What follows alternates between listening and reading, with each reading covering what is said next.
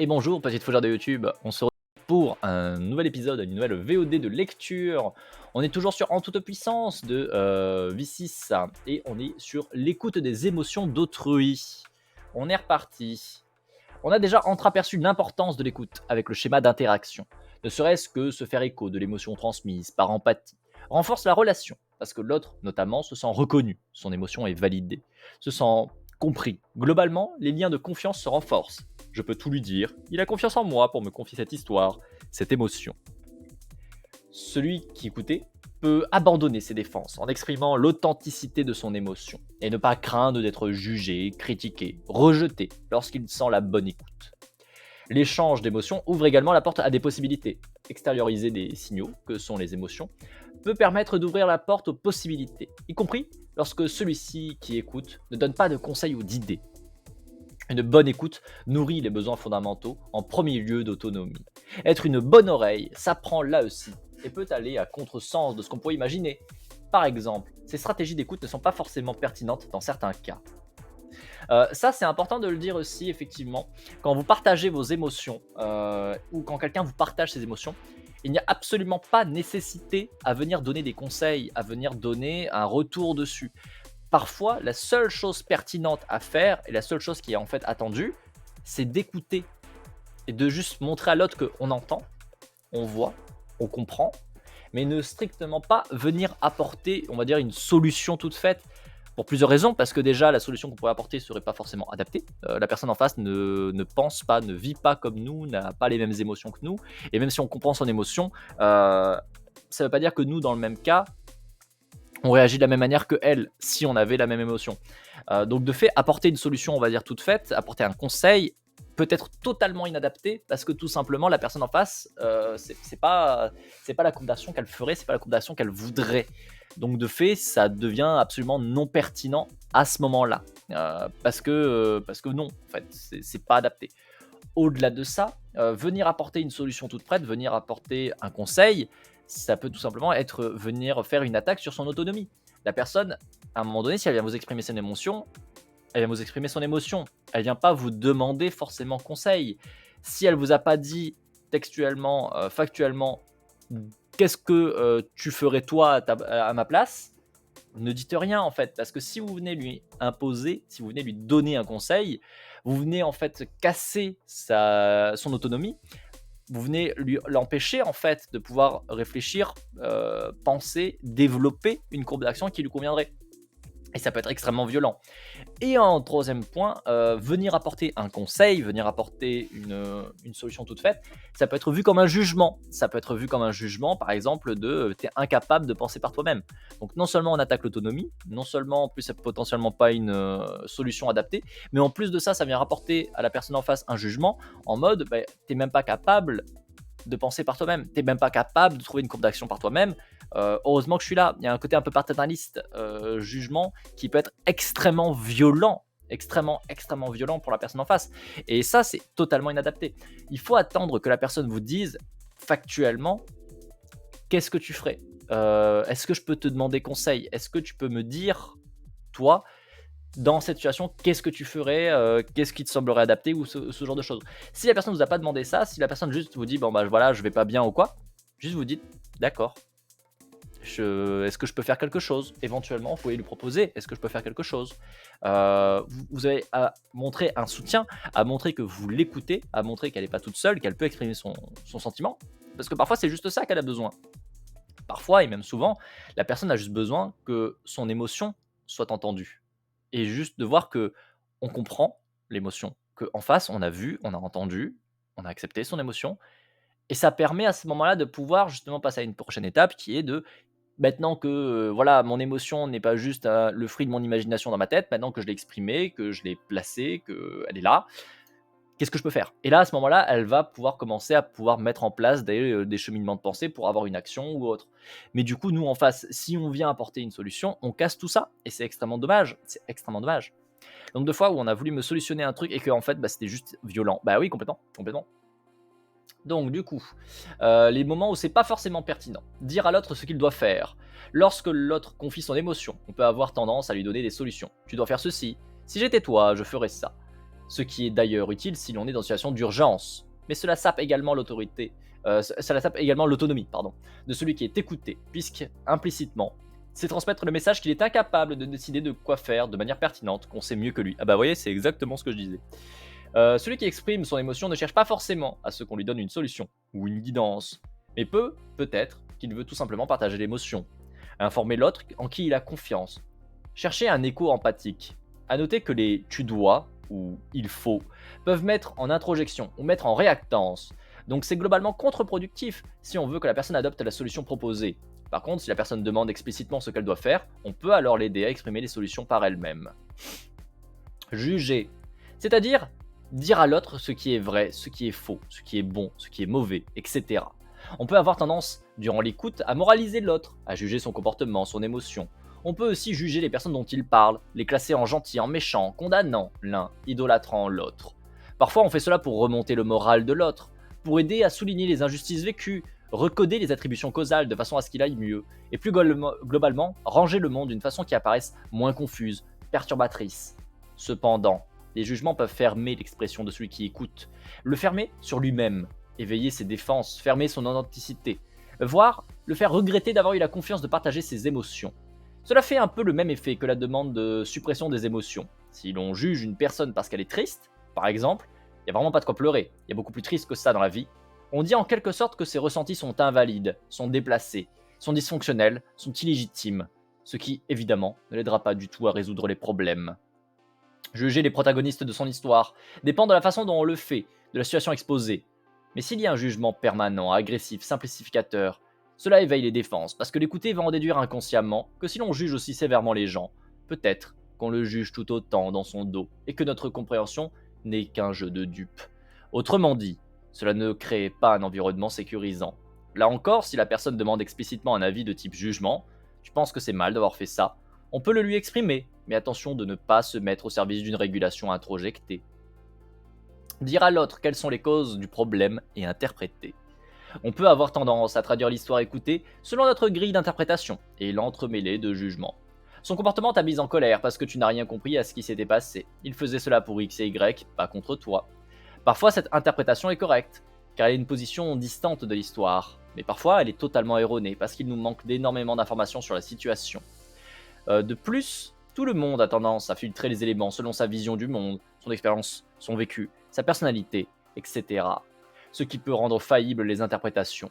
Cependant, que l'on ait raison ou non, non seulement l'individu peut ne pas être prêt à l'entendre, et cela peut le choquer, le fermer totalement, le mettre en mode défensif, donc empirer son état, ou alors il peut l'entendre, mais ne pas la comprendre profondément. Cela peut donc ne pas l'aider, voire s'imposer comme un diagnostic fataliste qui ferme la possibilité de réfléchir à toutes les autres possibilités. Quand bien même en tant qu'écouteur, les causes peuvent nous paraître évidentes, la personne a besoin de faire ce remue-ménage, de l'exprimer, pour ensuite peut-être décider par elle-même. Si la personne est en demande d'aide d'interprétation, par exemple, tu penses que c'était de ma faute s'il m'a crié dessus, tu penses que je méritais de subir ça, on peut donner son avis, des pistes, ou aider à ce qu'elle trouve l'interprétation par elle-même. Consoler, par exemple, dire ça va aller, je comprends, je te soutiens. On console souvent autrui, faute de savoir quoi faire et par manque d'informations. Parfois même pour se débarrasser au plus vite de l'écoute, pour clôturer l'histoire. L'intention n'est pas nécessairement mauvaise, mais cela peut donner l'impression qu'on minimise le problème, qu'on veut parler d'autre chose, car cela met comme un point final à l'histoire. L'écouter peut en déduire que l'on n'est pas une personne qui pourra nous aider, et que même si elle dit je comprends, ne comprend pas du tout l'amplitude de l'émotion, surtout si cette consolation intervient d'office sans langage non verbal de compréhension. C'est aussi laisser la personne dans une posture de victime sans pouvoir, sans capacité à résoudre des problèmes, à explorer d'autres solutions, à y réfléchir. Comprendre pleinement, c'est la stratégie d'écoute la plus nourrissante et aidante, que nous l'avons déjà vu en extension BF avec les méthodes de Carl Rogers. Donc là, évidemment, ça fait un gros écho à tout le chapitre qui était sur Carl Rogers, parce que c'est vraiment ça en fait, c'est vraiment cette écoute active où on est là et où on écoute, on comprend et on ne juge certainement pas. On garde tout jugement pour nous et on ne vient absolument pas imposer notre vision des choses, notre grille de lecture, parce que c'est pas pertinent en fait. C'est juste absolument pas pertinent. Il faut laisser les gens faire leurs propres expériences, faire leurs propres apprentissages, faire leur propre cognition. Parce qu'encore une fois, on est des personnes différentes, profondément différentes. Parce qu'on a tout un vécu qui est différent. Parce que même dans le cas où on a des vécus équivalents, il s'avère que pour une raison X ou Y, on ne comprend pas, on ne capte pas, on ne réagit pas de la même manière aux choses qui arrivent. C'est comme ça. On est des gens qui sont différents. On vit en groupe, on est une espèce sociale, oui, bien sûr, bien évidemment. Pour autant, ça ne veut pas dire qu'on est des clones les uns des autres, bien au contraire. Bonbon pour les chats. Eh ben, bonbon pour les chats. On va se mettre en pop pop pop. On va se mettre là-dessus, comme ça vous allez voir un peu en plus grand. Et quoique en vrai, vous savez ce qu'on va faire? On va se mettre comme ça. Attendez. Bah, la caméra. Ah, la caméra marche pas, attendez. J'ai un léger souci de caméra. Je vais activer la caméra des là. Je nourris ces pauvres malheureux affamés. Ouais, bien sûr, ouais. Enfin, oui, tu les nourris, mais c'est pas des malheureux pauvres affamés. Hein. C'est beaucoup de choses, mais c'est pas ça. La caméra? Jean-Michel Caméra? Jean-Michel Caméra? Jean-Michel Caméra, on n'a rien à péter.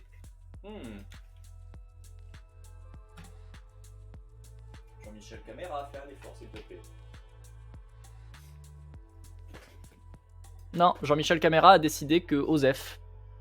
Génial. Pourquoi elle veut pas marcher la caméra? C'est quoi ce délire? C'est un truc de fou ça. Pourquoi t'es relou?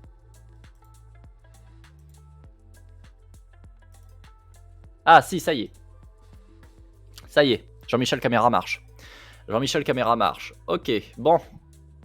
On a donc des chats. Et maintenant on a des croquettes. Wow, wow, wow, wow, wow, wow. Calme-toi, calme-toi, calme-toi. Et. Non mais vous avez vu la précipitation du chat quoi? Non, c'est... Et t'en as eu? Non mais... Oh, Stockholm. On est d'accord que Monsieur Chat va pas bouger ses fesses, hein. On est d'accord qu'il va pas bouger ses fesses, hein. On est d'accord que là, il en a rien à péter. Il attend que je lui amène, hein. Je te l'ai dit, c'est un malheureux. Ouais, non mais c'est un truc de fou. C'est un truc de fou. Stockholm, il est excité comme une puce, quoi. Oh là, oh là, oh là. Oui, madame. Oui, madame. Regarde, c'est par là. Toi, t'es venu de la chambre. Toi, t'es en train de dormir tranquille. Allez. Non, c'est pas pour toi. Allez, regarde, c'est là. C'est là. Pupus, brindille. Putain, mais... Stockholm. Stockholm. Par ici. Regarde. Regarde. Là. Non mais c'est un truc de fou. Je suis obligé de bloquer Stockholm. Et tu te calmes, hein. Tu te calmes. Non. C'est bon? T'as tout mangé? Ma petite pupus. Allez, grimpe. Hop là. Et monsieur chat. Voilà monsieur. Bon appétit. C'est compliqué parfois, hein. On dirait moi avec la brioche. Comment ça? C'est bon? T'as mangé ta petite croquette? Oui, moi aussi bien mon bébé. Voilà. Ils ont eu leur croquette, ça y est. Ils ont eu leur petit bonbon pour chat. Ils ont eu leur petit bonbon pour chat. C'est infernal, hein. Stockholm, il en peut plus, hein. Oh là là, c'est un truc de fou. C'est un truc de fou. S'il pouvait, il mettrait sa tête dans la réserve, hein. C'est incroyable. Incroyable. Et t'es un gourmand, hein. T'es un petit gourmand. Hein, que t'es un gourmand, toi? Bah oui, t'es un gourmand. Bah oui. Pas croyable. Pas croyable. Pas croyable, ce chat. Oh là là, mais enfin. Humain amène la nourriture des dieux à eux. Ouais. J'ai amené la nourriture. J'ai amené la nourriture. C'est bon. J'ai amené la nourriture. Et je crois que du coup, Brindy a décidé qu'elle allait emmerder Monsieur Chat. Je crois qu'elle a décidé, Brindy, qu'elle allait l'emmerder un petit peu. Ah, bah non, c'est Monsieur Chat qui l'a attaqué. Hop, pour lui léchouiller l'oreille.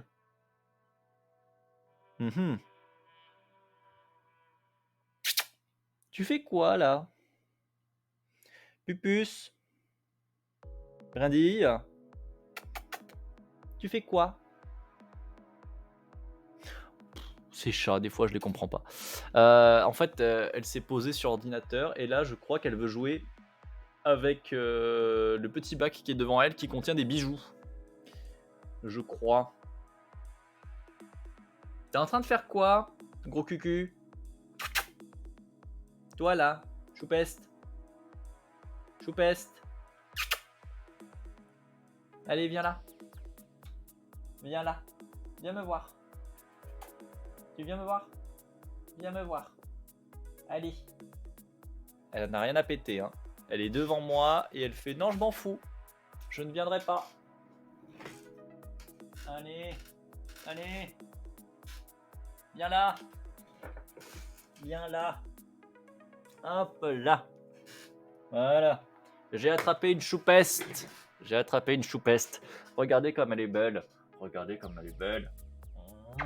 Oh, que t'es la plus belle. Oh, que t'es la plus belle. Bah oui, t'es la plus belle. T'as un gros bidon quand même, hein. Faudrait peut-être faire un régime, madame. Un petit régime. Bah oui, hein. Bah oui, bah oui, bah oui, bah oui. Oh là là. Oh là là. Bon, pardon. On est reparti. Donc du coup quand même, hein, parce qu'on est quand même en VOD, on est quand même en train d'enregistrer un épisode. Même si on fait une pause chaton. Tu perds tes poils par contre. Oh là, va falloir que je fasse, va falloir que je brosse les chats à un moment donné. Va falloir que je brosse les chats parce qu'ils perdent des poils en quantité assez impressionnante. Je pense que le changement de saison est arrivé. Le changement de saison est bien arrivé. Je disais donc la régulation des émotions. On l'a vu dans la partie sur pourquoi les émotions sont dénigrées. Parfois, il y a des problèmes de régulation de nos émotions. Trop fortes, elles ont des conséquences qui nous desservent, ou posent un problème dans l'environnement social, ou créent de nouveaux problèmes. Trop inhibées, trop supprimées, elles ont une emprise inconsciente qui déborde totalement sur notre comportement. Parfois, elles se déclenchent pour des stimuli qui ne sont pas dangereux ou menaçants. Autrement dit, plutôt que de nous guider sur la résolution de nos besoins et de nos objectifs, l'émotion mal régulée s'y oppose et crée de nouveaux problèmes.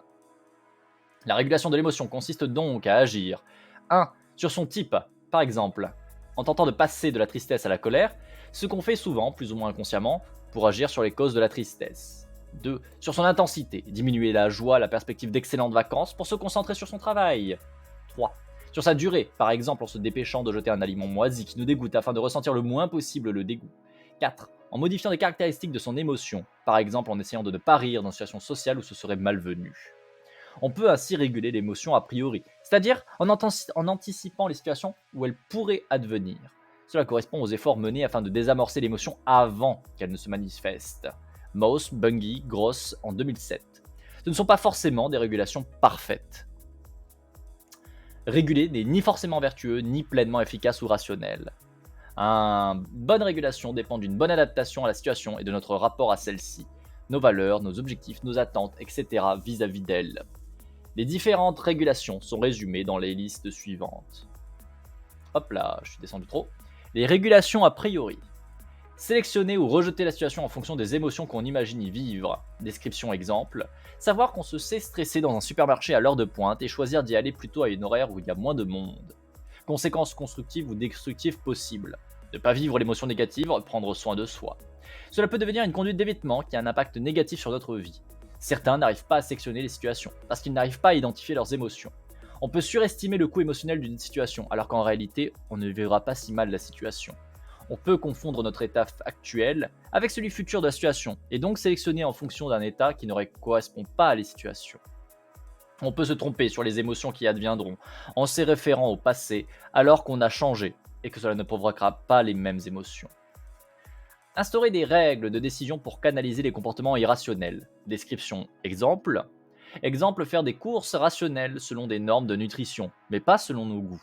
Exemple, la règle de ne pas gâcher. Conséquences constructives ou destructives possibles. Cela peut mener paradoxalement à des comportements irrationnels. On se force à des règles qui s'opposent à nos attentes, à nos besoins, à nos objectifs et qui provoquent des émotions négatives. Les régulations a posteriori. Évaluer la situation, a priori également. Description exemple. Transformer son regard sur la situation, passée ou future, en la voyant comme un défi plutôt qu'une menace. Exemple, plutôt que de penser uniquement aux conséquences négatives d'un échec à un examen, voir ce que cette situation stressante va apporter comme augmentation des compétences, augmentation de l'expérience, etc. Conséquences constructives ou destructives possibles, l'émotion négative est amoindrie, reconvertie en une énergie constructive et ouverte au changement. Cela permet de vivre plus facilement des épreuves. Cela permet d'avoir une vision plus objective de tout ce que comporte la situation. On a déjà pensé aux aspects négatifs, on évalue aussi les aspects positifs. Modifier la situation. Description exemple. On se libère de l'émotion en se débarrassant du problème qui l'induit. Exemple, on se libère de l'énervement contre le voisin bruyant qui nous empêche de dormir en allant le voir et en le faisant arrêter ses bruits.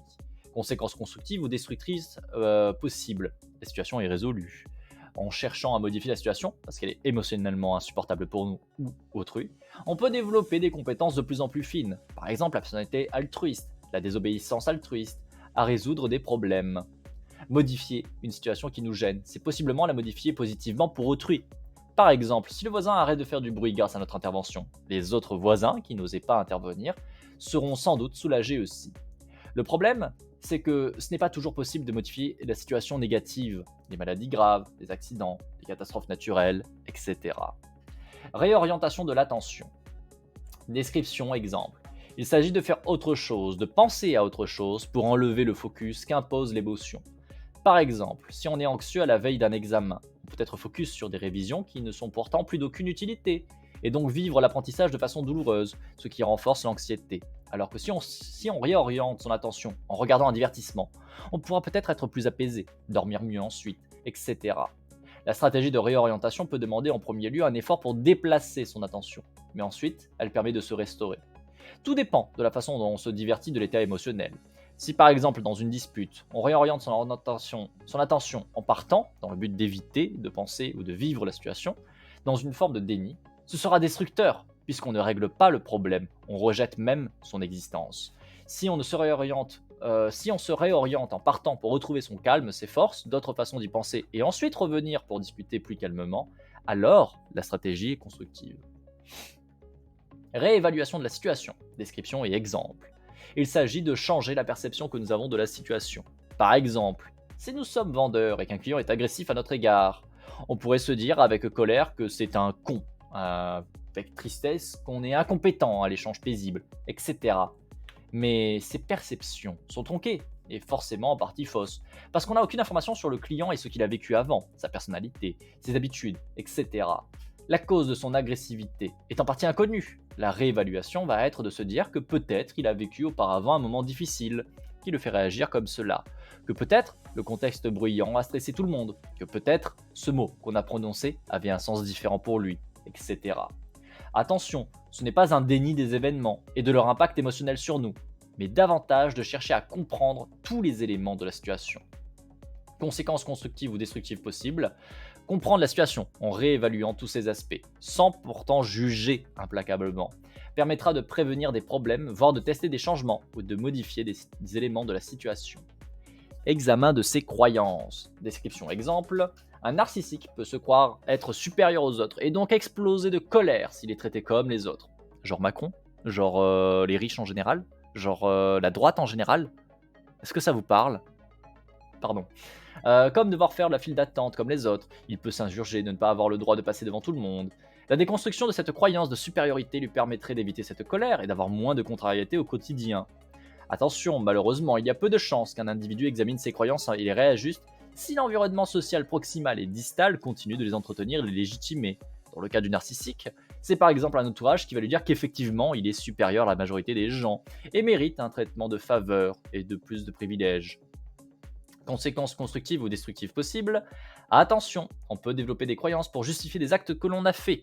Par exemple, dans les témoignages des Hutus au Rwanda, les génocidaires rapportent avoir développé la croyance que les Tutsis étaient des parasites au fur et à mesure qu'ils obéissaient à l'ordre de les massacrer, alors qu'avant ils vivaient en bons voisins et s'entraidaient.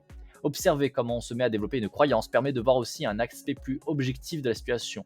Ici, que ces génocidaires ont préféré changer leur idée plutôt que de remettre en question leurs actes, leur obéissance, ce qui est généralement très commun dans les génocides.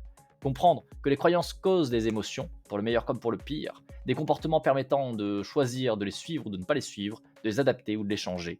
Vérifier les croyances, c'est chercher à comprendre ses émotions et vice-versa. Relativiser. Description exemple, il s'agit de prendre une autre perspective, parfois de comparer avec un événement plus grave. Par exemple, oui, cela me rend triste d'être confiné, privé de sortie, mais c'est moins pire que la guerre. Attention à ce que cela ne serve pas à un déni de nos souffrances ou de celles des autres. Par exemple, de quoi tu te plains? X vit une situation 10 fois pire et il sourit encore. Attention à ce que cela ne serve pas à s'enlever tout pouvoir à modifier, tenter de régler la situation. Oui, c'est injuste qu'on me harcèle au travail, Mais X est harcelé de façon 10 fois pire. Je n'ai pas à me plaindre. Effectivement, c'est des choses à prendre en compte, hein. Conséquences constructives ou destructives possibles. Cela peut permettre d'observer la situation sous un angle plus global et parfois plus objectif. Chercher les points positifs, les bénéfices à long terme. Il s'agit de chercher ce qui est malgré tout positif. Oui, c'est triste que je n'ai pas eu cet emploi tant espéré. Peut-être que cela me permettra de découvrir un autre emploi qui peut-être me plaira plus. Attention à ne pas dénier les points négatifs pour autant. L'idée est d'élargir la perspective et non de la réduire. Le partage social, l'expression des émotions. Il s'agit de se connecter à autrui, de lui exprimer nos émotions. Cela permet de reconstruire la proximité sociale. Attention à ne pas voir le partage social comme si cela consistait à se décharger sur autrui, à lui faire porter nos fardeaux. Il s'agit de prendre en considération autrui, ainsi par réciprocité, lui laisser de la place pour s'exprimer à son tour. Technique relaxante. Quand l'émotion forte advient, il s'agit de réduire son amplitude via des méthodes de relaxation. Exercices de respiration, de cohérence cardiaque, yoga, méditation, etc. Attention à ne pas renverser les causes. Ce n'est pas parce qu'on ressent le besoin de faire appel à des techniques relaxantes qu'on serait pour autant inapte à gérer les problèmes de la vie. Si un environnement provoque continuellement de fort stress, angoisse, dépression chez les personnes, ce n'est pas parce qu'elles n'emploient pas assez de techniques de relaxation ou ne savent pas gérer leurs émotions, c'est plutôt que l'environnement a des pratiques hautement sapantes qui seraient prioritairement à changer. Là d'ailleurs, je vais faire un petit focus sur un truc. Typiquement dans notre société occidentale, on a tendance à dire que le problème vient de l'individu. Si vous avez des situations de travail où vous avez des gens qui partent en burn-out, si vous avez des situations dans la vie en général où vous prenez telle ou telle chose comme une agression, c'est que forcément c'est vous qui savez pas gérer, c'est vous en fait qui êtes pas bon, c'est vous en termes d'individu qui êtes trop faible, trop ceci, trop cela. Bref, on rejette la faute, on rejette le problème sur la personne. Or, ça n'a pas de sens. Ça n'a pas de sens, c'est profondément stupide. On est tous fondamentalement différents. C'est d'ailleurs ce qui fait la richesse de l'espèce humaine, c'est qu'on est tous aussi différents, on est tous aussi pluriels. Je vous l'ai déjà dit 36 000 fois et je continuerai à vous le dire. Mais de fait, puisqu'on est tous si profondément différents sur tout un tas d'éléments, forcément, on ne vit pas, on ne prend pas, on n'a pas les mêmes moyens, on n'a pas les mêmes outils, ainsi de suite, quand un même élément nous est présenté. Du coup, vouloir rejeter le problème sur c'est la personne, c'est pas pertinent. C'est pas pertinent pour plusieurs raisons. Parce que déjà, il n'y a aucune situation qui permettra de contenter tout le monde. Ça n'arrivera jamais. Jamais. C'est pas possible. Ça ne marche pas comme ça. Donc de fait, il y aura toujours au moins à un moment donné quelqu'un qui sera lésé, voire plusieurs quelqu'un qui seront lésés. Donc toujours voilà dire c'est la faute des personnes, c'est nier l'aspect systémique, c'est nier l'aspect qu'on est dans des systèmes, on est dans une structure qui peut-être fonctionne de telle manière et convient à beaucoup de monde. Pour autant, c'est parce qu'elle fonctionne de cette manière-là qu'elle convient à beaucoup de monde et qu'elle ne convient pas à tout un tas d'autres personnes. Et que tant qu'on la maintient, ça continuera à convenir à d'autres personnes. De fait, vouloir vraiment toujours mettre le problème sur la personne, c'est extrêmement, extrêmement gênant. Parce que ça consiste à dire que c'est la faute de la personne, alors qu'on se rend bien compte que c'est dû au système, qui encore une fois est un système qui est choisi parce qu'il convient à certaines personnes, mais de fait qui ne convient pas à d'autres personnes, parce qu'aucun système ne peut convenir à tous. On peut essayer de travailler pour faire en sorte que tel ou tel système, face à telle ou telle personne, puisse être adapté, et du coup avoir un système qui est plus flexible, ce serait pas mal déjà, ce qui n'est pas du tout le cas dans nos sociétés à l'heure actuelle, hein. C'est extrêmement rare de trouver des systèmes qui sont flexibles, bien au contraire. Bien au contraire, on trouve des systèmes qui sont extrêmement difficiles à bouger, difficiles à être remis en question, difficiles à être juste flexibles en fait, hein. Et c'est généralement d'une dureté sans nom, et on le constate assez violemment, par exemple en politique en France, mais même dans le modèle capitaliste en général, dans le modèle de fonctionnement des sociétés. Quand vous avez des gens qui se rendent compte qu'ils ont passé la quasi-totalité de leur vie dans le monde du travail à être malheureux du monde du travail, à subir des violences, à subir des pressions constamment et ainsi de suite, et qu'on constate que ce sont des témoignages qui sont extrêmement récurrents. Et quand je dis extrêmement récurrents, ça veut dire que globalement, vous avez peut-être une personne sur deux, si ce n'est plus, qui objectivement va vous dire qu'elle n'a jamais connu une situation de travail bien, ou alors elle a connu une fois un emploi où ça s'est bien passé, mais ça n'a pas duré longtemps, ou elle a changé d'emploi derrière, et puis voilà, tant pis. C'est qu'il y a un problème vraiment systémique. C'est qu'il y a vraiment un truc qui ne va pas, quoi. On n'a pas une société qui cherche un mode qui marche pour le plus grand nombre, on a un système qui cherche l'efficacité. Et encore, c'est même pas vrai. C'est même pas vrai, parce que quand vous prenez le système capitaliste, par exemple, sur le papier, on vous dit que c'est le système le plus optimisé, c'est le système qui est le plus efficace, mais c'est faux. C'est le système qui convient surtout à ceux qui sont déjà en position de domination, qui les convient et qui n'est même pas le système le plus efficace pour eux. C'est ça le pire, ce n'est même pas le système qui est le plus efficace pour eux. Parce que, pour différentes raisons, ça amène à tout un tas, par exemple, de relations et d'envies révolutionnaires. Ça va casser leur propre dynamique à générer d'études et à centraliser de plus en plus les choses. Vous avez pas mal de mécanismes qui sont mis en place par le système capitaliste, qui sont contre le système capitaliste et qui montrent à quel point il n'est pas fonctionnel en fait, et qu'il est absolument pas efficace. Je vais reprendre un exemple plus concret. Le monde de la recherche, par exemple, a tendance, en France, ces dernières années, à être sur un modèle de plus en plus capitaliste. Il faut capitaliser pour avoir des budgets, pour pouvoir faire de la recherche et ainsi de suite. Dans la recherche privée, par exemple, si on évacue complètement la question des financements publics, on part dans la recherche privée, on constate que la recherche financée par le privé est extrêmement pas efficace. Pourquoi? Parce que justement, il y a tout un tas de problèmes qui se présentent, qu'on les voit. Admettons par exemple au pif, le problème écologique. Et on se rend compte que investir encore dans les solutions qu'on a déjà mis à jour, continuer à financer ce qu'on sait déjà fonctionner malgré tous les problèmes qu'il y a, et ce qui est choisi systématiquement parce que les coûts d'investissement sont nettement moindres. Plutôt que d'aller investir dans des recherches totalement différentes pour trouver peut-être des moyens totalement différents, mais où du coup l'investissement est beaucoup plus lourd à faire puisque justement jusqu'à présent on n'a pas travaillé dans ces questions-là, on n'a pas travaillé ces domaines-là. Et le modèle capitaliste et notre société capitaliste est fait de telle manière que justement on va toujours financer là où on a le moins d'argent à dépenser. Mais ce qui ne veut pas dire que c'est le plus efficace, au contraire.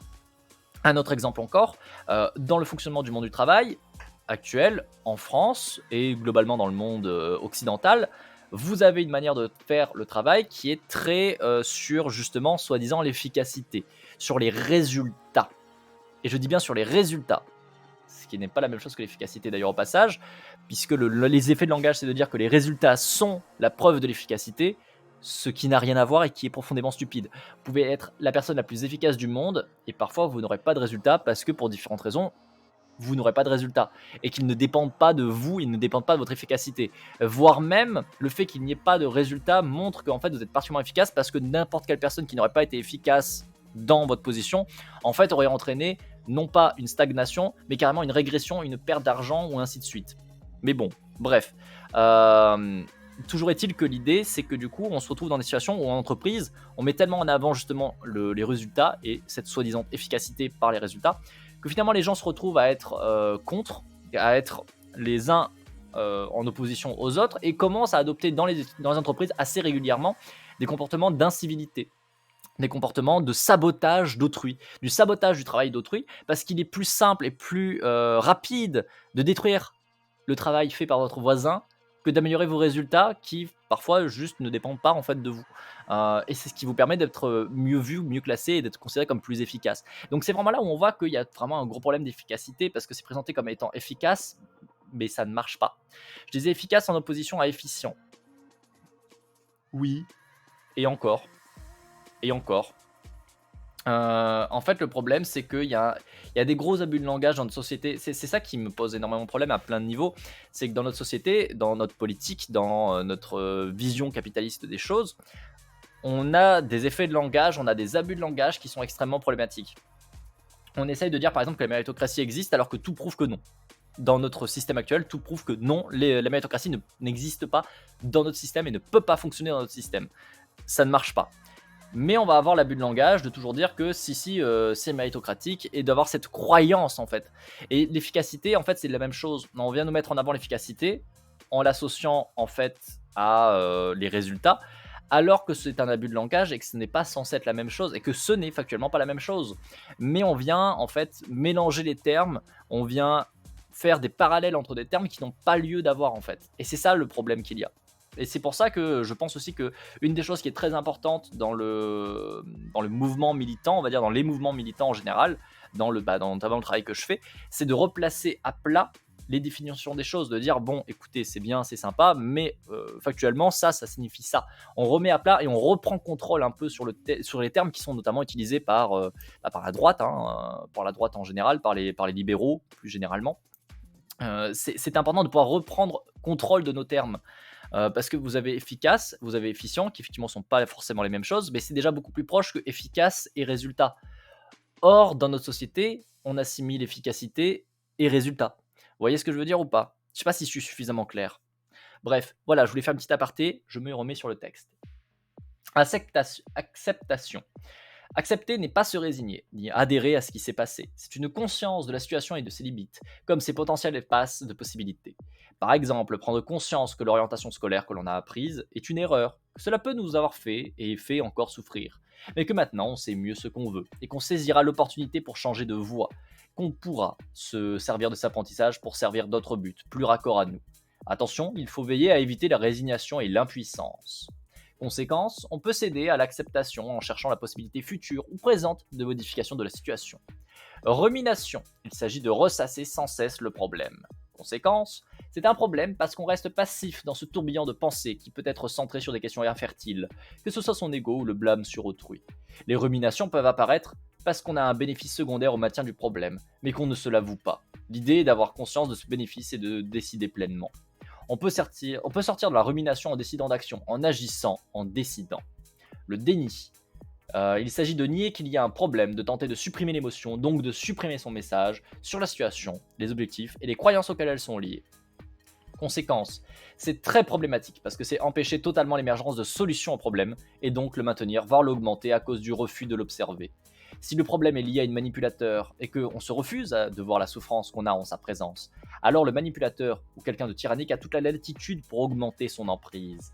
On peut sortir du déni en acceptant sa propre émotion, comme une information sur ses propres besoins, attentes et croyances. On peut sortir du déni si on stoppe la croyance que les émotions sont à éviter, qu'elles s'opposent à la raison, et tous les stéréotypes liés à celle-ci. La catastrophisation. Il s'agit de dramatiser la situation, de ne se focaliser que sur le négatif. Conséquence, il peut arriver que l'on fasse ça durant le pic de l'émotion. Parfois, en attendant un peu et en ne tirant pas de conclusion durant ce pic, on évite de catastrophiser. À la place, on peut réévaluer la situation en prenant soin de ne pas faire du passé similaire une loi générale. J'ai fait une école de gestion, on a appris la nuance. Recherche de bouc émissaire. Il s'agit de désigner un coupable, y compris quand personne n'est responsable du problème ou que l'on est responsable soi-même du problème, parce que le malaise n'est pas clair, qu'il est confus ou qu'on refuse de voir les causes complexes et ou personnelles. Les conséquences, le problème n'est que pseudo-réglé, dans le sens où certes la personne a une interprétation claire de la situation et peut aller mieux, c'est lui le coupable, le problème. Mais comme c'est faux, le problème peut se perpétuer à loisir, rien n'est réglé, voire peut augmenter. La cible est prise en grippe, la souffrance générale augmente, puis vient une culpabilité, etc. À la place, on peut tenter de comprendre l'aspect systémique du problème, car généralement tout est systémique, et on peut favoriser des solutions communes d'entraide afin de surmonter ensemble les adversités, construire ensemble des solutions pour changer positivement de situation. Agression verbale et vengeance. On agresse l'auteur de l'injustice ou celui qu'on croit être l'auteur du problème pour se venger et le faire souffrir à hauteur de ce qu'on a souffert. Conséquence, c'est une solution problématique, car c'est une escalade d'agression qui ne résout ni ne change rien à la situation, mais la complexifie dans ses problèmes. La satisfaction de s'être vengé est fugace et bien moins satisfaisante qu'on ne peut l'imaginer, puisque le problème se reproduira sous d'autres formes et qu'on n'aura pas développé de solution pérenne. Abus de substances, conduite addictive. On cherche chimiquement ce qui va nous rapporter du bien-être pour résoudre l'état de mal-être, que ce soit à travers l'alcool, les drogues, les conduites addictives, addiction au jeu, une pratique à forte dopamine, etc. Conséquence, c'est un cercle vicieux qui augmente la nature des problèmes, débouche à l'inaction pour résoudre les situations, transformer les situations et les problèmes, et peut participer à des formes de déni. L'idée est de penser en amont ces activités et de ne pas en faire des réponses systématiques au mal-être, mais être dans un rapport constructif et intrinsèque avec elles. Limiter les substances aux festivités, aux célébrations, avoir un rapport intrinsèque aux jeux et pratiques qui provoquent la dopamine et ne pas les employer pour compenser un mal-être. Eh ben, c'était pas mal complet tout ça. La régulation des émotions positives. On peut aussi essayer de faire durer ou augmenter les émotions positives. Par exemple, chercher le flow, chercher à le maintenir, peut se faire volontairement en adaptant la passion, le travail, l'apprentissage qui nous fait vivre en premier lieu cette expérience optimale, notamment en le complexifiant. Le partage social des émotions positives permet de renouveler à chaque partage la joie, de l'étendre à d'autres personnes, d'en profiter encore plus. La gratitude permet de se poser un instant pour inspecter ce pourquoi on est content et raisonner de cette reconnaissance joyeuse, que ce soit de façon indirecte, tenir un journal de gratitude, ou de façon directe, exprimer à une personne pourquoi est-ce qu'on éprouve de la gratitude à son égard, comment son action ou ses paroles nous ont permis d'aller mieux, d'avoir de la joie ou de résoudre un problème. On peut amorcer. On peut s'auto-amorcer. Auto-priming, c'est-à-dire s'amorcer à éprouver une émotion positive, par exemple en s'entourant d'images positives, de modèles. Par exemple, les chercheurs proposent d'avoir des photos de modèles ou de héros auxquels on aimerait ressembler. Dans sa biographie Just a Kids 2010, la chanteuse Patti Smith raconte comment, alors qu'elle était dans une situation difficile de pauvreté, elle s'entourait des photos de chanteurs et de musiciens pour lesquels elle avait de l'admiration et qui l'inspiraient pour se donner du courage de continuer.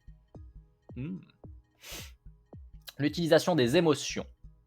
Lorsqu'on a une bonne conscience émotionnelle, alors on peut utiliser nos propres émotions, comme une énergie qu'on met au service de notre vie. Le chat.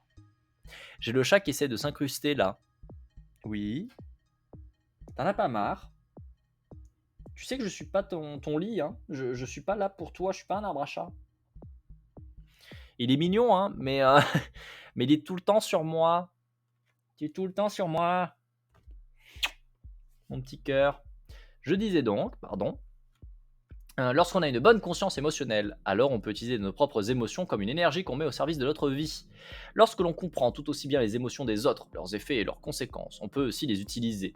Ainsi, un manipulateur saura parfaitement susciter telle émotion dans tel contexte, afin d'obtenir ce qu'il veut. Par exemple, les hommes politiques savent parfaitement comment installer la peur, l'engendrer, l'orienter vers la recherche d'un bouc émissaire. Si vous pensez à Zemmour, Le Pen, Macron, hein, on est bon. Afin de remporter l'adhésion et le soutien de leurs élections, leurs politiques. L'utilisation des émotions n'est pas forcément vertueuse, cependant, apprendre à soi-même utiliser ses propres émotions, ce qui implique d'avoir déjà une bonne conscience émotionnelle, c'est aussi avoir plus de chances de percevoir ce genre de manipulation. Les chercheurs rapportent par exemple que la tristesse, qui est un état de repli, parfois très critique, peut servir à faire des activités rébarbatives, comme des tâches administratives, des corrections, du tri. La joie est l'occasion d'organiser des moments sociaux, mais pas le moment de programmer des tâches qui demandent de la concentration et du calme.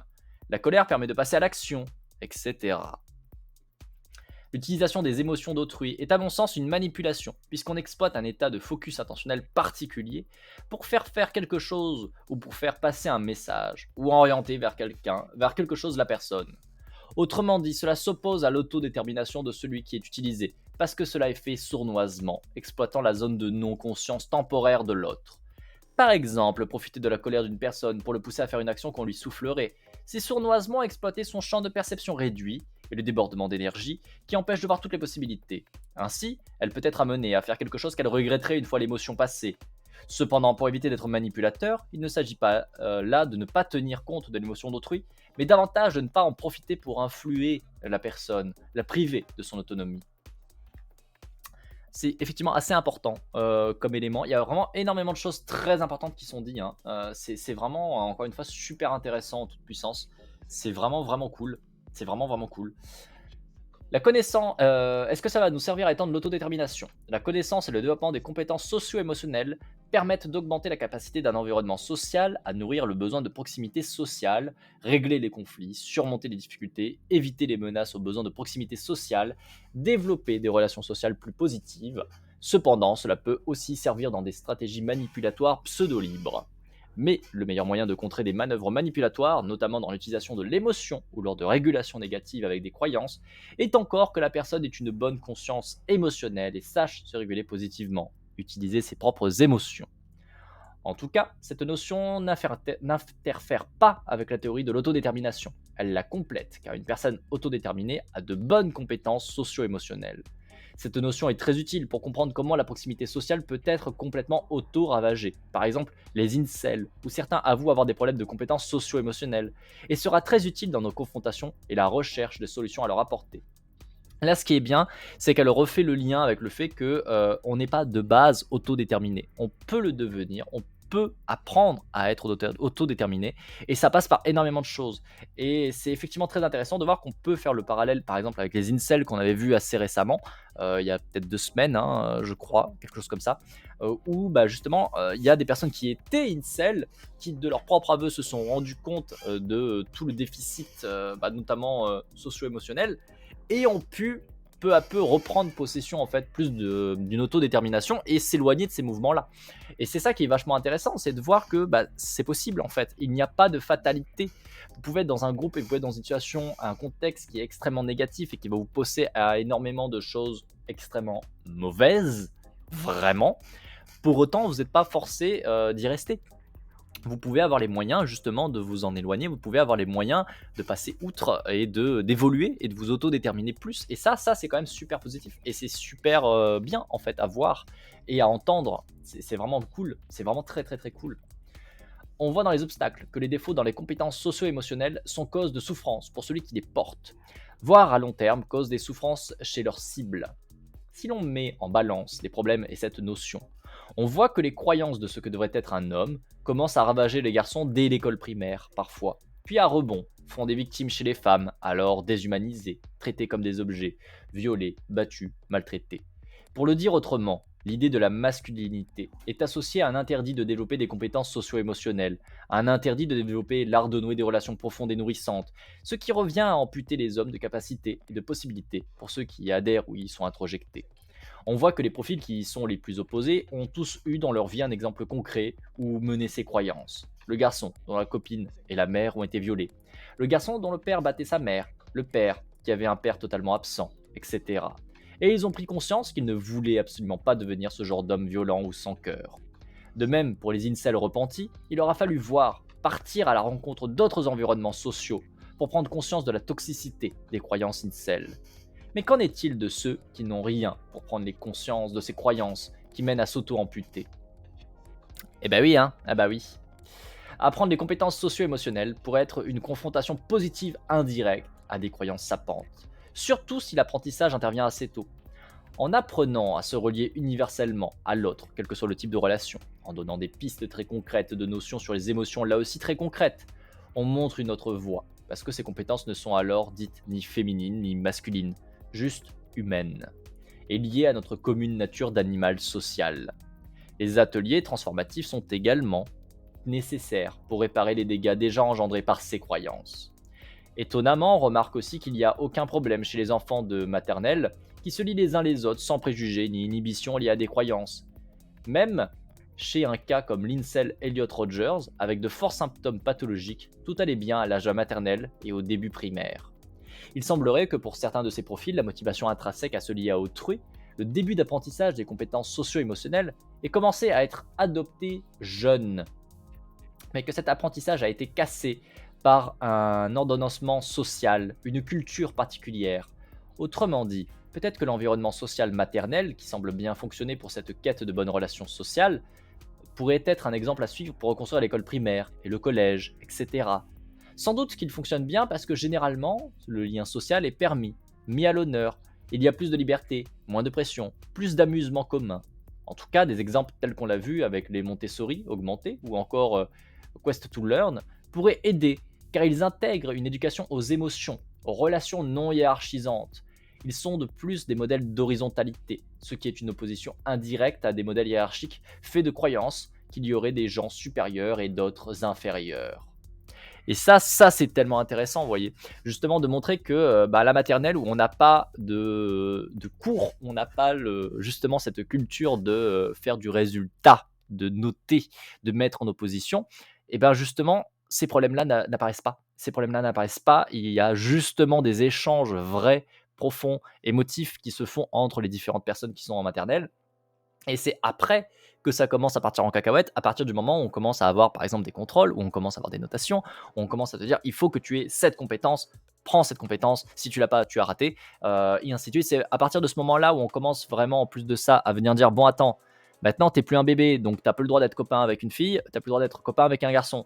Maintenant vous êtes différents, comprenez que vous êtes différents, et vraiment que vous avez tout ce bagage-là qui vient se mettre, que tout part en cacahuète en fait, que tout part en cacahuète violemment, et puis pour longtemps quoi en plus. Hein.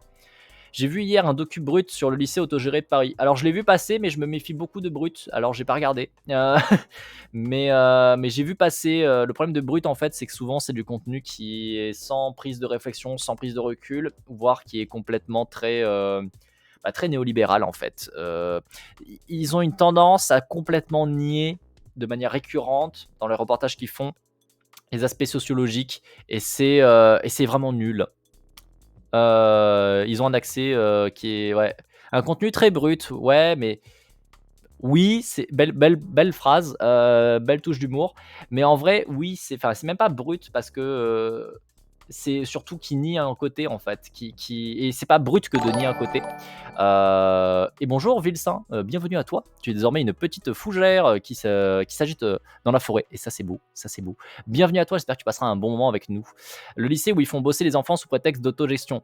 Voilà, j'ai peur d'avoir des aspects qui sont très, très, très, très, discutables et qui sont complètement passés sous le tapis. Je vous avoue que j'ai pas regardé. Je n'ai pas du tout regardé le reportage, donc je ne sais pas si effectivement il y a un travail des enfants sous un prétexte d'autogestion. Je n'en sais absolument rien. Mais je ne serais pas étonné.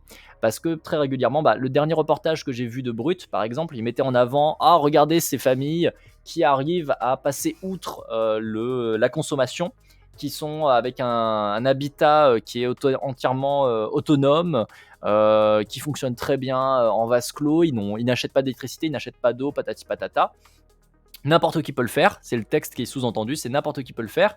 Et en fait, quand tu regardes, tu te rends compte, quand, comme moi, tu es psychologue social du travail des organisations, tu te rends compte que c'est des gens de classe supérieure qui ont eu de quoi financer, qui ont eu de quoi non seulement avoir une villa à la campagne comme ils veulent, qu'ils ont un travail qu'ils peuvent faire à distance avec du télétravail, qu'ils ont les moyens d'avoir la connexion internet suffisante pour faire ça, que derrière ils ont les moyens pour pouvoir s'être acheté tout un tas de matériaux qui, en fait, écologiquement parlant, ont eu un impact extrêmement mauvais parce qu'ils ont été minés dans des mines très particulières qui sont à l'autre côté du monde pour récupérer des métaux rares et ainsi de suite. Bref, il y a tout un tas de gros problèmes et on vous présente ça comme étant l'espèce de modèle idéal qu'on devrait tous tendre, on devrait tous essayer d'avoir, alors qu'il y a 40% de la population en France, par exemple, qui ne sera jamais propriétaire en France.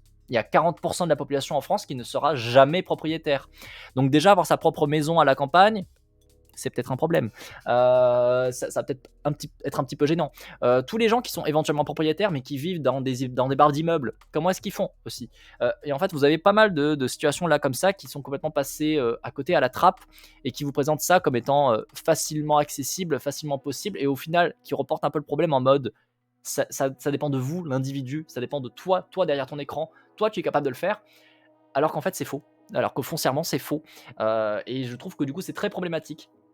Et très souvent, Brut a ce genre de reportage, a ce genre de grosses écueils assez violentes. Et là, je ne serais pas étonné que typiquement, ce soit un lycée qui, puisqu'il est à Paris notamment, et que tous les trucs d'autogestion, tout ça, généralement, quand ça va sur des organismes de type lycée, c'est très largement et généralement fait par en fait tout ce qui est les personnes, on va dire, bourgeoises, avec un certain nombre de possibilités financières, on va dire, qui en fait vont développer tout un tas de notions comme le développement personnel, ce genre de trucs très pourris, sous couvert d'avoir une étiquette, on va dire, progressiste, qui en fait ne sont absolument pas du tout progressistes et sont extrêmement élitistes.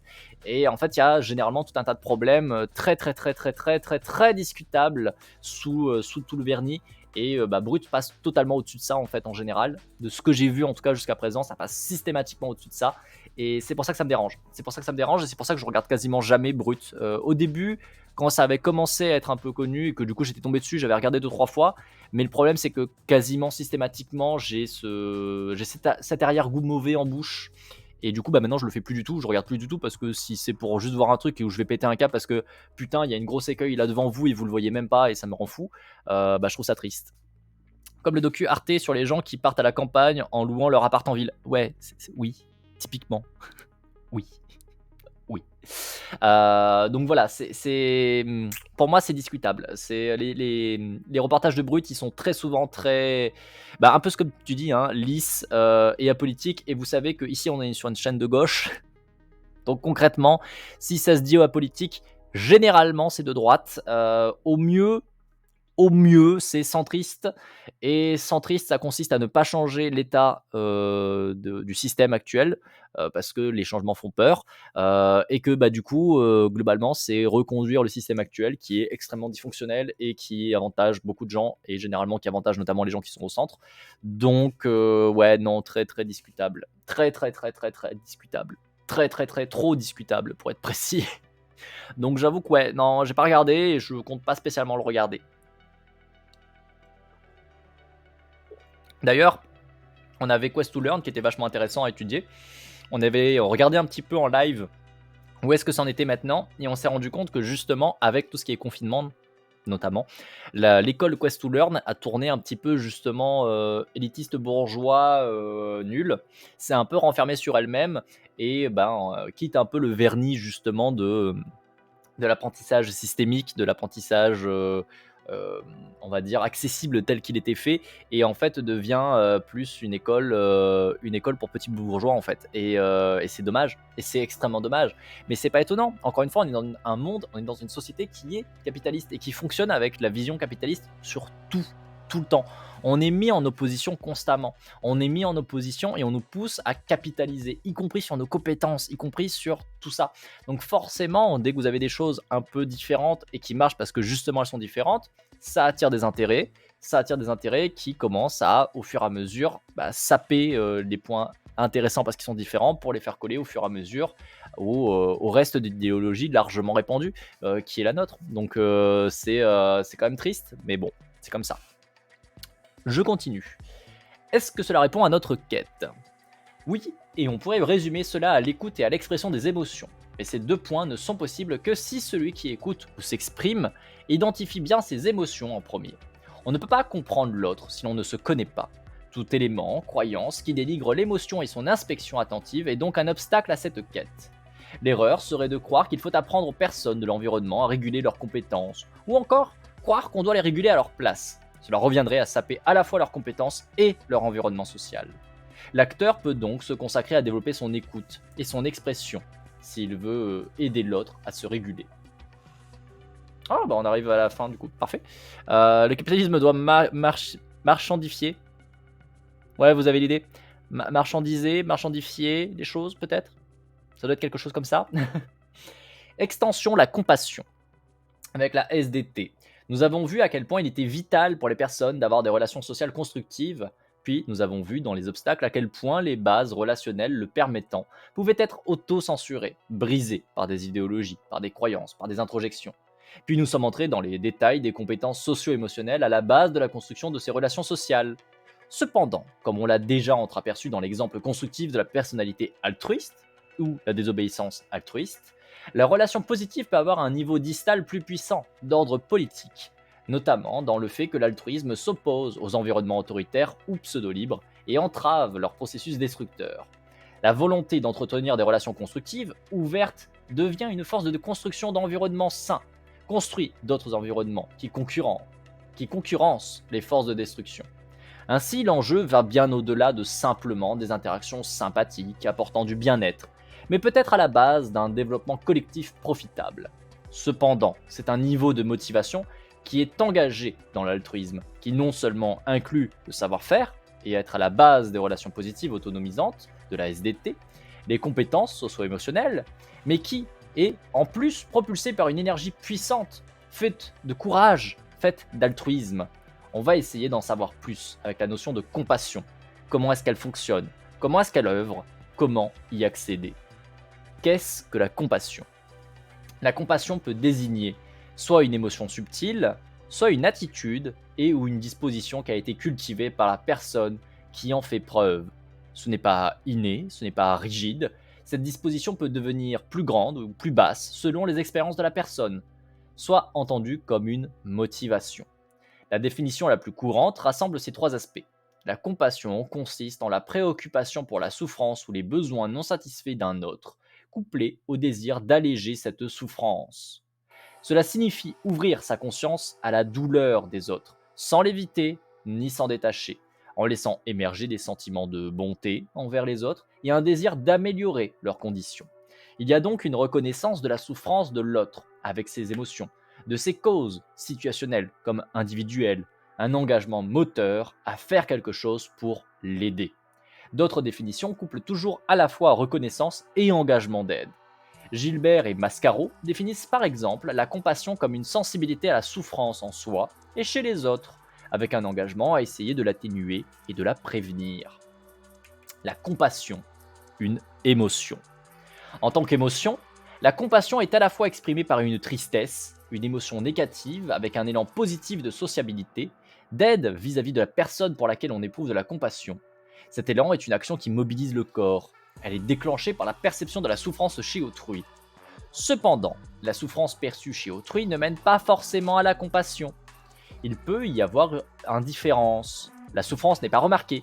Ou alors, elle est remarquée, mais l'individu la réinterprète, ce qui fait diminuer le sentiment de compassion. Il peut y avoir une joie, aussi appelée la Schadenfreude, c'est-à-dire que l'individu considère que cette souffrance est méritée parce que la personne souffrante est considérée comme trop égoïste, corrompue, immorale, ou encore parce qu'elle était enviée avant. Il peut y avoir alors un blocage de la tendance à l'action. C'est l'effet spectateur, du dégoût et ou de la colère, qui peut aussi mener à la détresse personnelle empathique. La personne est préoccupée par ses propres sentiments face à la souffrance et tente de les diminuer. Autrement dit, la préoccupation est auto-centrée plutôt que centrée sur la personne souffrante. La compassion en tant qu'émotion est à la fois négative et positive, faite de sentiments positifs liés à la motivation d'aider, au soulagement de la souffrance. En tant que motivation ou attitude, elle est essentiellement positive. C'est quand on ne plaint pas les bourgeois qui perdent 40 millions. Typiquement, oui. Typiquement, oui, parce que en vrai, là, encore une fois, c'est quelque chose qu'on a déjà évoqué un peu plus tôt. Les gens qui, par exemple, se plaignaient, les bourgeois qui se plaignaient pendant le confinement de leurs horribles conditions de vie pendant le confinement, dans leur villa magnifique au fin fond de la campagne, avec un terrain de 40 hectares, avec tous les services possibles et imaginables grâce à l'argent qu'ils avaient, et qui disaient « Ah, c'est quand même incroyable de ne pas pouvoir quitter notre terrain, c'est incroyable de ne pas pouvoir aller à Paris, c'est incroyable de souffrance, de ne pas pouvoir faire de fêtes, de ne pas pouvoir aller au cinéma, ceci, cela. » Leur souffrance est ridicule pour nous, qui ne vivons même pas avec ce minimum-là, en fait, où on a été enfermé dans un petit appart de 20 mètres carrés, 30 mètres carrés, parfois moins, hein, notamment pour les étudiants qui parfois sont retrouvés enfermés dans des pièces de 9 mètres carrés. Les CTU que moi j'ai connus, c'était 9 mètres carrés. Donc vraiment, vous pouvez retrouver dans des situations où vous dites, mais c'est ridicule de se plaindre pour ça par rapport à notre vécu à nous. Et c'est vrai, par rapport à notre vécu à nous, c'est ridicule. Pour autant, pour ces gens qui ont ce vécu-là, qui ont ces conditions-là, c'est une vraie souffrance. Effectivement, pour des personnes comme nous qui ne le vivons pas, ni de près ni de loin, et qui vivent dans des conditions nettement moins bien, on a juste envie de dire, mais niquez-vous, quoi, vous vous rendez même pas compte de la chance que vous avez, c'est du foutage de gueule, bande de grosses merdes. Et on a envie de se moquer d'eux, et on est très très loin de les plaindre, très très très loin de les plaindre. Mais néanmoins, leur souffrance est réelle. Ce qui est problématique, c'est le fait qu'en fait, leur souffrance prend le pas, est présentée et mis en avant, par exemple, par les médias, au-delà de la souffrance des autres. Ce qui en fait fait qu'on ne plaint pas les bourgeois qui plaignent 40 millions, c'est pas le fait qu'on se moque de leur souffrance. C'est le fait qu'on va plus se plaindre dans notre société de la douleur des bourgeois qui ont perdu 40 millions que des milliers et millions de personnes qui, ne serait-ce qu'en France, vivent dans des conditions immondes, ne peuvent pas se nourrir jusqu'à la fin du mois, sont à la rue, et ainsi de suite, et qu'on n'en a rien à péter, et qu'on ne l'évoque pas, et que non seulement on l'évoque pas, mais vraiment on n'en a rien à péter, que les médias s'en foutent. Ce qui fait que on a ce comportement-là, c'est pas vraiment la souffrance en elle-même des bourgeois qui nous est insensible, c'est le fait qu'on a une société qui essaye de nous rendre insensibles et de totalement invisibiliser les souffrances que vivent tout un tas d'autres personnes bien plus nombreuses et dans des conditions bien pires. C'est plus ce côté-là qui fait qu'on a ce réflexe-là et qu'on a ce mécanisme-là qui se met en place. Mais en vrai, je présume, en tout cas je pense pour ma part, que si j'étais face à quelqu'un qui était un minimum proche de moi et que je voyais vraiment souffrir d'avoir perdu je ne sais quelles conditions, même si en soi il avait des moyens bien plus grands que je ne les aurais jamais, si les souffrances des autres n'étaient pas niées, si les souffrances des autres n'étaient pas passées sous le couvert ou quoi, je pense que je pourrais faire preuve de compassion en fait, parce que ça reste un humain, ça reste un humain qui souffre. Ça m'éviterait probablement pas d'essayer de lui faire prendre conscience de la chance qu'il a sur certains points, mais pour autant, j'irai pas nier sa souffrance, je la trouverais quand même ridicule par rapport à mes critères. Mais je comprends tout à fait qu'ils aient cette souffrance-là. Parce que ça m'est déjà arrivé. Il y a des gens que je connais, notamment, il y a des gens qui me faisaient péter un câble. Là, on va reparler d'un cas. C'est ce mec-là, numéro 2. C'est rond. Voilà, je te donne tout de suite le type. Ce mec-là, numéro 2, donc un étudiant que j'avais en faculté avec moi en master, qui, voilà, Sackman, exactement, qui souffrait vraiment de la perte de moyens qu'il avait, puisqu'il ne pouvait plus, comme avant, d'être étudiant qui vivait du coup à Aix-en-Provence avec moi. Enfin, il vivait pas avec moi, mais il était à Aix-en-Provence comme moi pour ses études à Aix-en-Provence, alors qu'il ne vit pas à Aix-en-Provence à la base. Donc du coup, il était dans un appartement que ses parents louaient pour lui. Et donc, il n'avait plus les mêmes possibilités qu'avant quand il vivait avec ses parents, puisqu'il fallait qu'il s'achète à manger, tout ça, transport en commun un minimum. Là où avant, quand il vivait encore avec ses parents, bah, c'est ses parents qui subvenaient à tous ses besoins. Et donc, du coup, il ne pouvait plus s'acheter, par exemple, des sacs tous les mois. Il pouvait plus s'acheter des nouveaux sacs tous les mois. Et il en souffrait véritablement. C'était vraiment pour lui une perte de souffrance parce que par rapport à son vécu d'avant, il y a une réelle perte. Alors pour moi qui pouvais pas manger jusqu'à la fin du mois, on est d'accord que c'était extrêmement ridicule et j'avais envie de lui faire bouffer son putain de sac. Mais pour autant, j'avais un minimum d'empathie déjà à l'époque pour me dire bah ouais, c'est triste pour lui dans le sens où il apprend ce que c'est que la vraie vie, un minimum plus qu'avant. Et encore, il est très très loin d'apprendre ce que c'est que la vraie vie, puisqu'il vit dans un appartement qui est entièrement payé par ses parents et que globalement, il a quand même une qualité de vie très très bien et que tous les putains de semaines et tous les week-ends, il va en bar en fait constamment. Donc, ce que moi je ne pouvais absolument pas faire, puisque je ne pouvais même pas me payer de la nourriture jusqu'à la fin du mois. Généralement, la dernière semaine était assez découpée en termes de nourriture. Donc, vraiment, tu es dans une situation où tu te dis, bah oui, oui, il commence à comprendre un peu ce que c'est que la vraie vie, il commence à avoir des aspects un peu de vision d'un autre cadre de vie que le sien. Donc il constate des manquements par rapport à son ancien cadre de vie, il y a une vraie souffrance qui se en dégage. Et pour le coup, j'avais un minimum de compassion pour lui, j'avais un minimum d'empathie pour lui. J'avais envie de lui faire bouffer son putain de sac, mais pour le coup, j'avais un minimum d'empathie pour lui. Mais bon, bref, voilà. Disons que ce qui nous touche, c'est plus l'expression d'un mépris à notre égard dans l'expression et la narration de leur souffrance de Bourges. Ouais, c'est un peu ça. C'est même exactement ça. C'est même exactement ça. Je reprends. La compassion est une disposition. La compassion peut être entendue comme une disposition qui se cultive, qui est changeante selon les contextes d'une personne. Les chercheurs ont élaboré différents questionnaires qui peuvent mesurer cette disposition. Par exemple, la Compassion Scale de Pommier, Neff, Todd-Kirali en 2019 comporte 6 catégories. La gentillesse, par exemple, une personne à haute compassion serait fortement d'accord avec si je vois quelqu'un traverser une période difficile, j'essaye de prendre soin de cette personne. L'humanité commune, par exemple, une personne à haute compassion serait fortement d'accord avec tout le monde se sent parfois abattu, cela fait partie du fait d'être être humain. Pleine conscience, par exemple, une personne à haute compassion serait fortement d'accord avec je remarque quand les gens sont contrariés, même s'ils ne disent rien. Indifférence.